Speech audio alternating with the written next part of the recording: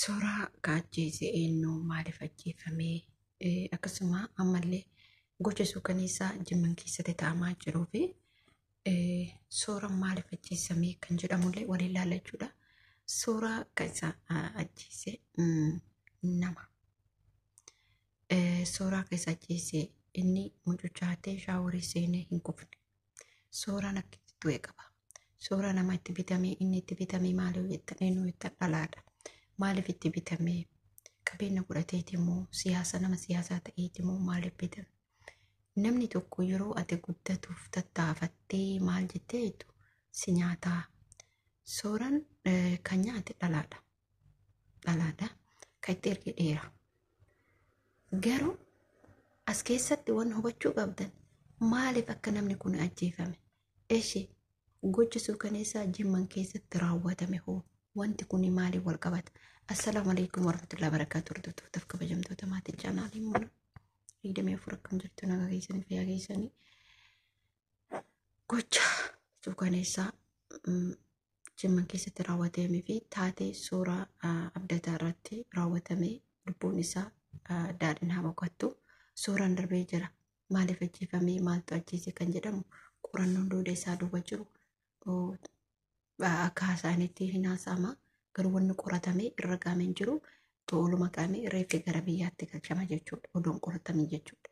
Reeffi gara biyyaatti maaliif fiigamee galchama? Finfinnee keessatti dhalataan Oromoo kan ta'e awwaalamuu hin danda'u. Gizee tokko Abdurrahmaan Huseen, Ustaaz Abdurrahmaan Huseen maal jedhanii dubbatan? Dafaa mattaawaqaa Finfinnee baafadhaa. Ture beekama yeroo duraasan jechuudha. Yeroo duraasan yeroo namichi gara aangootti dhufisanii asitti xiqqoosi. Dafaa mattaawaqaa Finfinnee baafadhaa jedhan. Yoo mattaawaqaa Finfinneen qabaanne achi keessa jiraachuu akka waan hin dandeenye biyya ofii kana keessatti. Akkas jedhanii ijoolleen Oromoo tokko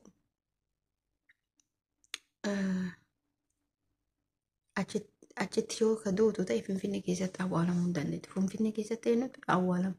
Warra soddaa qofatu awwaalama jechuudha. Bari isin ajaa'ibaa. Wallaahi isin ajaa'iba. Mucaa kana immoo reeffa isaa odoon qoratamiin yaani seensisan qoratan yaani eenyutu rogaan qorate? Mucaan kun hoo sa'aatii meeqa achi keessa ture?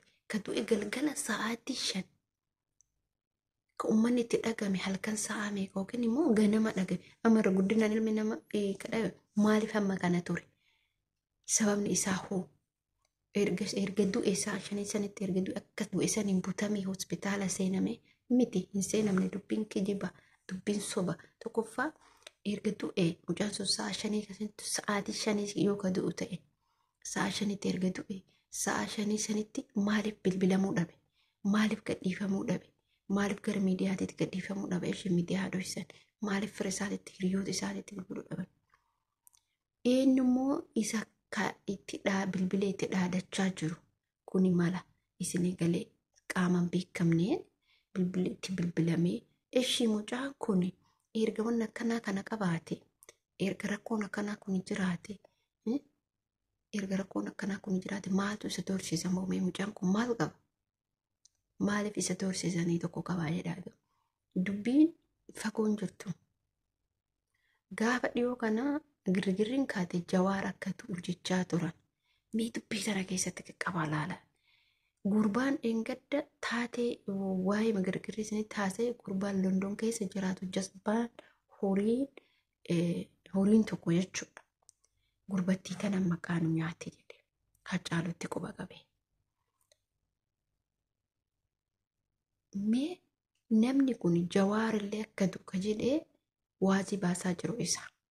Ammallee kan mucaa kana nyaata isa. Kana beekaa maaliif namoota xiqqoo ija qaban, namoota xiqqoo guddachuuf ta'an, namoota xiqqoo ol ka'uuf ta'anii uummanni jaalatu dafee kan beeku. Gurbaa sun jechuudha wallaahi azim silaa isa fudhanii rarraasanii jechuudha.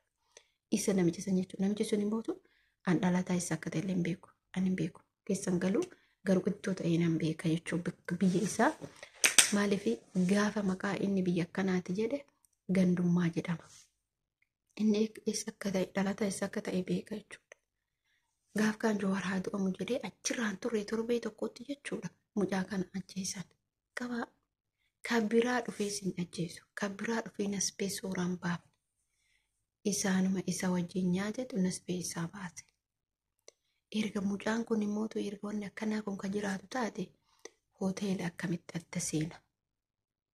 Immoo dhalaa wajjin maaliif seena? Ni dogongora sheexaana. Si harkisa sheexaana. Maaliif sheexaanni si harkisa qaba?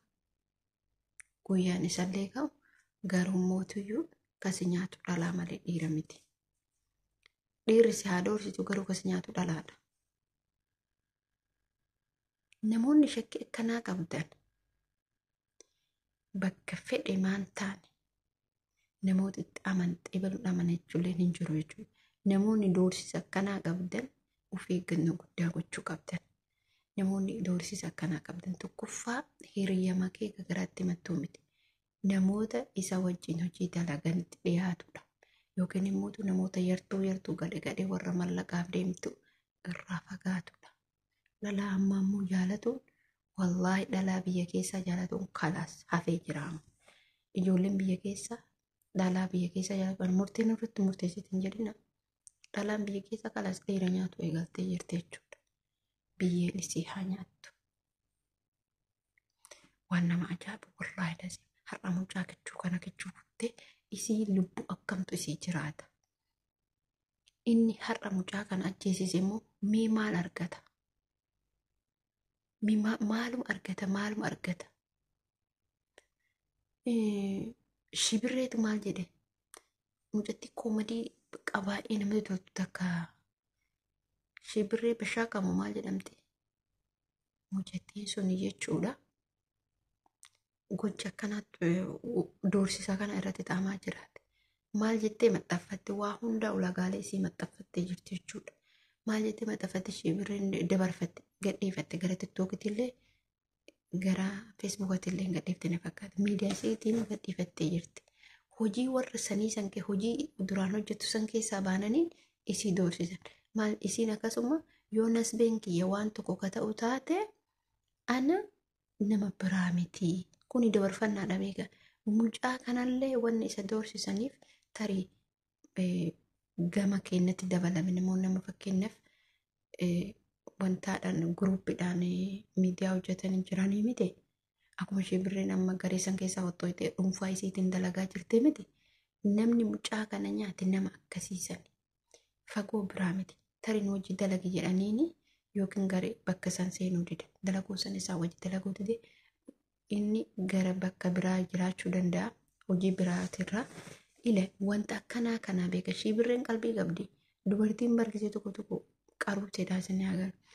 Garuu immoo mucaa kana ka doorsisaniif sababa saniif yookiin isaanitti dabalame hojii isa yoo dalagadhu hojii duraan keessa jiru wajji dalagadha jedhee yoo itti fufe mucaan kun yookiin addallee dalagadhee kan xaaratu ta'e jarri sun warri inni kadhate sun isatti dhildhaara ba'uu danda'an.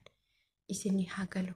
Namni biraa dhufee nyaate ebaluu dhufe achi dhufe jinni dhufe jirina wallaahi isaanuma oromuma keessa isa nyaatan.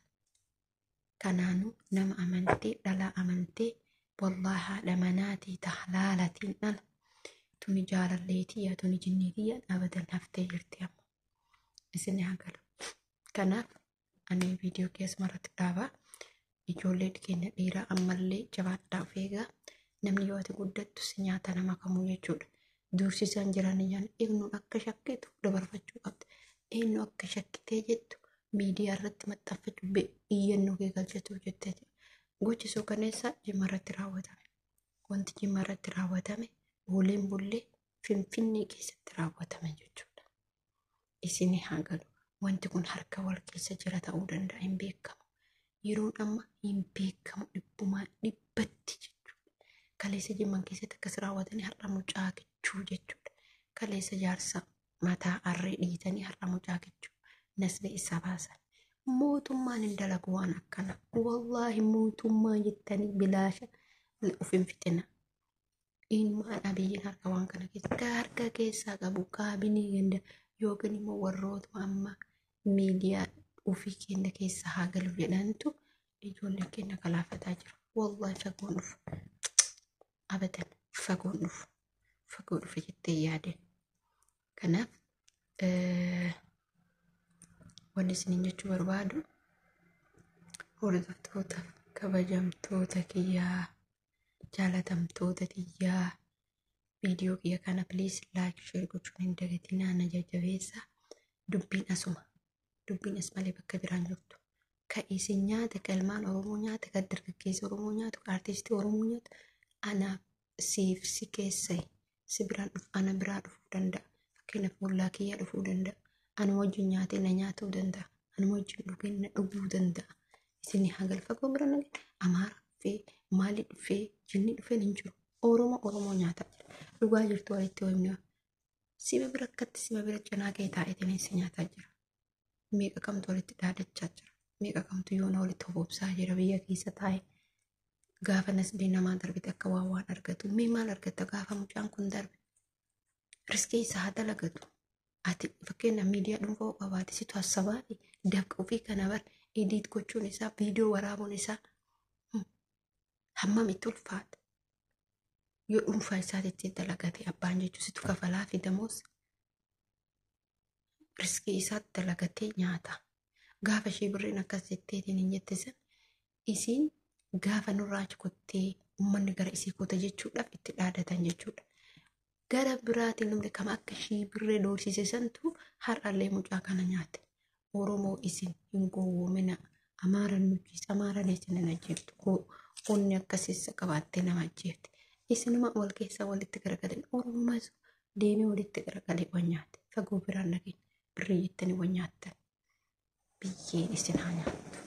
Hojjetina jibbisiiftanii jirtanii jechuudha. Yoo xiqqoma isii bifa kana xiqqoma isii mucaan kun amma wayyaa'eetiin bifa godhate. Hacaaluun gaafa darbeessan bifa godhate. Qalam maal argattan? Hasbii Allah min amala.